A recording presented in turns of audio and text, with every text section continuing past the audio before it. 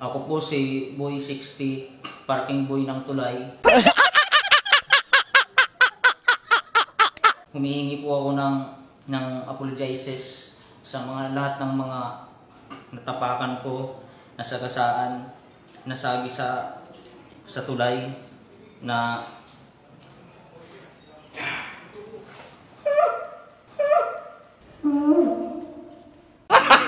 Gago! Mga kapenyo, tirahin na natin itong may init na issue ngayon. Pasok, intro!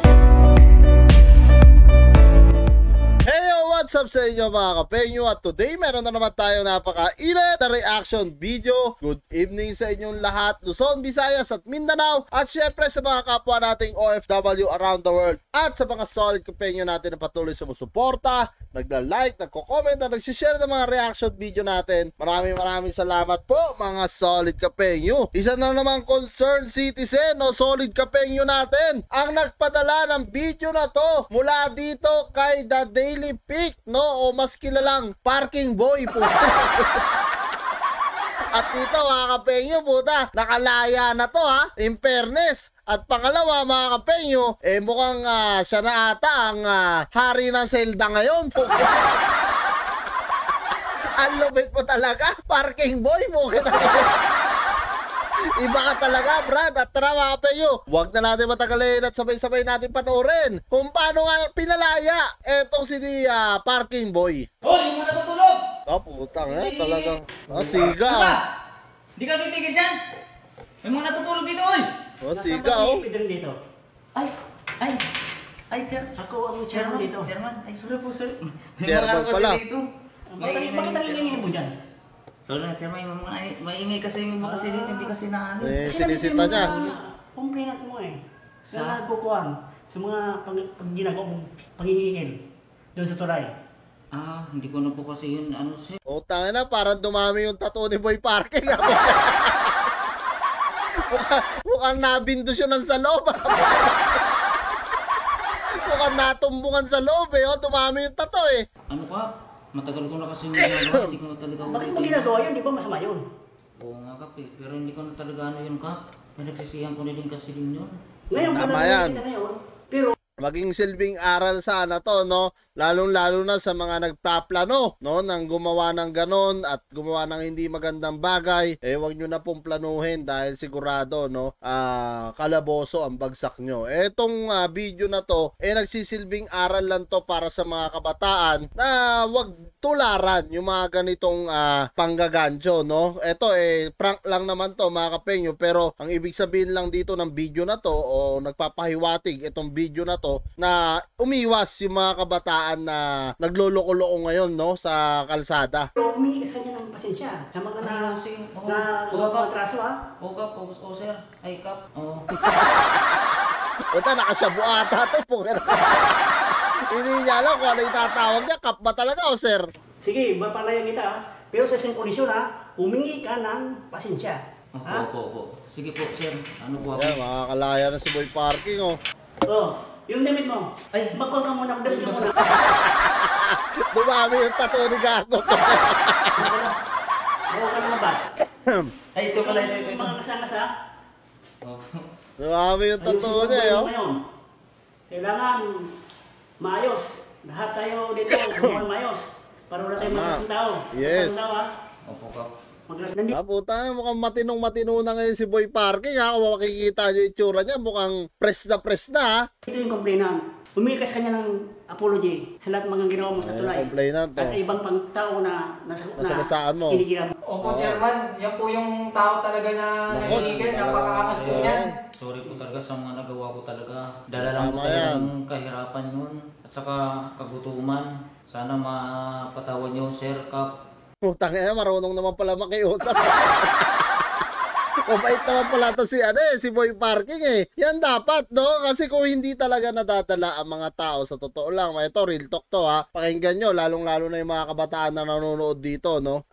Kung hindi talaga minsan tayo natatapik o natatalisod, hindi rin kasi tayo, mga kapenyo, alam nyo yun, hindi tayo magigising, no? Sa ating mga ginagawa. Yung iba dyan, talagang sobrang pasaway na kasi hindi pa sila nakakaranas, no? Ng talagang mga ganitong pagsubok. Pag wag nyo nang antayin, no, na mangyari pa sa inyo. Kaya dun sa mga ibang kabataan na naliligaw ng landas, sinasabihan ko na kayo, ito na yung video na nagpapahiwatig na talagang walang kahihinatnan pagka gumawa ka talaga ng kasamaan. Mas mainam pa na magbatak ka ng buto, no, pagpaguran mo yung pera para mas ingatan mo at mas hawakan mo yung kinikita mo, no, kaysa naman magnakaw ka dyan, mangikil ka dyan, saglit mo lang wawaldasin niya kasi hindi mo naman pinaghirapan yung pera. Unlike sa pinaghirapan mo talaga, mahihirapan kang bitawan ito. Yan, sana naging silbing aral to, no, sa mga kabataan. Kapitan.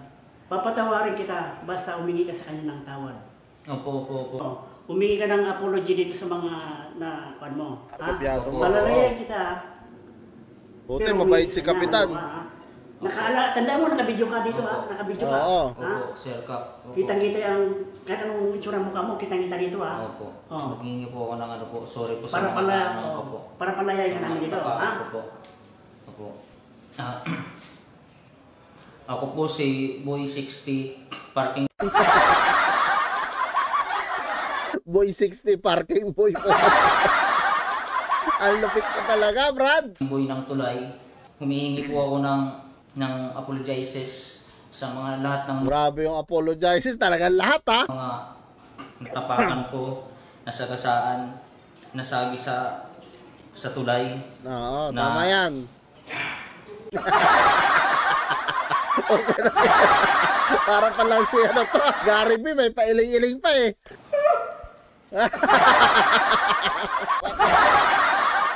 Umiiyaw pa ng gano'n, ha?